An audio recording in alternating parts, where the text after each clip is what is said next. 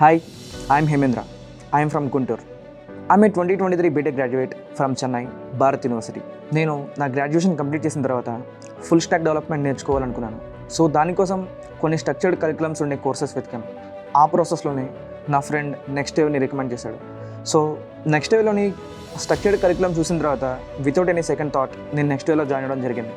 Next వేవ్లో explanation చాలా క్లియర్గా ఉండేది. అండ్ దట్ టు నేటివ్ లాంగ్వేజ్లో చెప్పడం వల్ల మేము చాలా ఈజీగా నేర్చుకోగలిగాం. నేను daily 5 to 6 hours of time ఈ కోర్స్ కరికులం మీద స్పెండ్ చేశాను.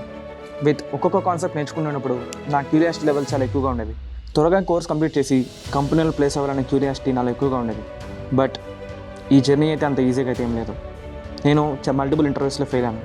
నా వెరీ ఫస్ట్ ఇంటర్వ్యూ నర్వస్నెస్ వల్ల నేను ఇంటర్వ్యూని క్రాక్ చేయలేకపోయాను. నా సెకండ్ ఇంటర్వ్యూలో కమ్యూనికేషన్ స్కిల్స్ లేకపోవడం వల్ల ఆ ఇంటర్వ్యూ నేను మధ్యలోనే ఫెయిల్ అవ్వాల్సి వచ్చింది. అండ్ ఇలా ఇన్డెప్త్ స్కిల్స్ లేకపోవడం వల్ల, ఇలాంటి కారణాల వల్ల నేను దాదాపు ఒక 10+ ఇంటర్వ్యూస్ నేను ఫెయిల్ అవ్వడం జరిగింది. ఎవ్రీ ఫెయిల్ అయిన ఇంటర్వ్యూ నుంచి ఎందుకు ఫెయిల్ అయినా తెలుసుకొని ఆ లెర్నింగ్స్ని యూజ్ చేసుకొని కంపెనీస్కి ఇంటర్వ్యూ ఇచ్చాను. ఎట్ లాస్ట్ ఈ యోటా టెక్పోర్ట్స్ అనే కంపెనీకి యాజ్ అ జూనియర్ సాఫ్ట్వేర్ ఇంజనీర్గా సెలెక్ట్ అవ్వడం జరిగింది. మల్టిపుల్ ఇంటర్వ్యూస్లో ఫెయిల్ అవ్వడం వల్ల ఖచ్చితంగా కాన్ఫిడెన్స్ లెవెల్స్ అనేవి తగ్గుతాయి. అండ్ దాంతోపాటు ఫ్యామిలీ అండ్ సొసైటీ ప్రెషర్ కూడా ఖచ్చితంగా ఉంటుంది.